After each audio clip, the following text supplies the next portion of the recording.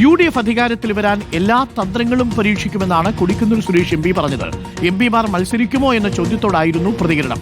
വിജയസാധ്യതയുള്ള സ്ഥാനാർത്ഥികളെ മത്സരിപ്പിച്ച് സീറ്റുകൾ പിടിച്ചെടുക്കുക എന്നതാണ് പ്രധാനം.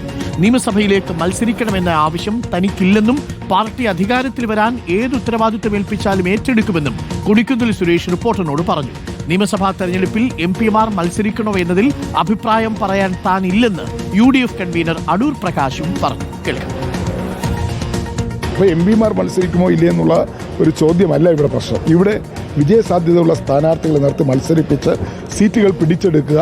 നമ്മൾ പ്രതിപക്ഷ നേതാവ് തന്നെ പറഞ്ഞിട്ടുള്ളതും നമ്മൾ വിശ്വസിക്കുന്നതുമായ 100 സീറ്റിലേക്ക് UDF-നെ എത്തിക്കുക എന്നുള്ളതാണ്.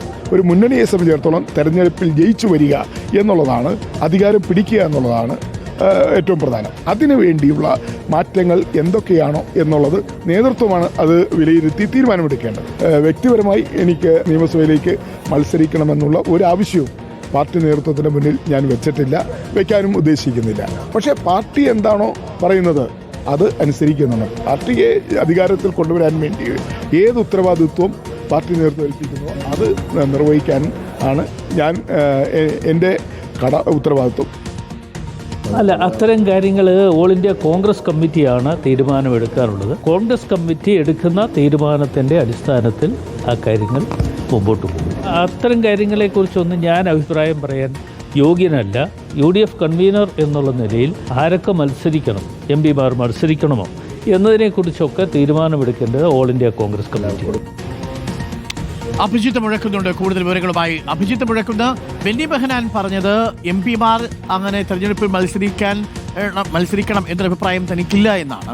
എന്നാൽ ഇപ്പോൾ കൊടിക്കുന്നിൽ സുരേഷും അടൂർ പ്രകാശും അങ്ങനെ തുറന്നു പറയുന്നില്ലെന്ന് മാത്രമല്ല, പാർട്ടി ഏൽപ്പിക്കുന്ന ഏത് ഉത്തരവാദിത്വം എടുക്കാം, ഏത് വിജയസാധ്യതയുള്ള തന്ത്രങ്ങളും പരിശോധിക്കാം എന്നുള്ളതാണ്. എന്ന് പറഞ്ഞാൽ MP മാർ മത്സരിക്കണമെന്ന കാര്യത്തിൽ കോൺഗ്രസിലെ MP മാർക്കിടയിൽ തന്നെ രണ്ട് അഭിപ്രായമുണ്ട് എന്നാണ്.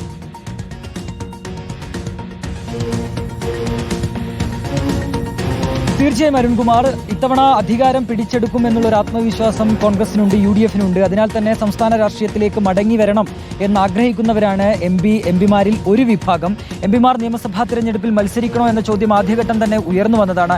അപ്പോഴാണ് ഈ രണ്ട് അഭിപ്രായം MP മാർക്കിടയിൽ ഉണ്ടാകുന്നത്. നേരത്തെ അരുൺ സൂചിപ്പിച്ചതുപോലെ തന്നെ ബെന്നി ബെഹനാൻ MP മാർ മത്സരിക്കേണ്ട എന്നൊരു നിലപാടിലേക്ക് എത്തുന്നു. പക്ഷേ അതേസമയം തന്നെ കണ്ണൂർ സീറ്റിൽ മത്സരിക്കാൻ താൻ സന്നദ്ധനാണ് എന്ന അഭിപ്രായം K. സുധാകരൻ MP-യുടെ ഭാഗത്തുനിന്നുണ്ടായിരുന്നു. പാർട്ടി പറയുകയാണെങ്കിൽ താൻ നിയമസഭാ സീറ്റിലേക്ക് മത്സരിക്കാൻ ഒരുക്കമാണ് എന്ന് K. സുധാകരൻ പറയുന്നു.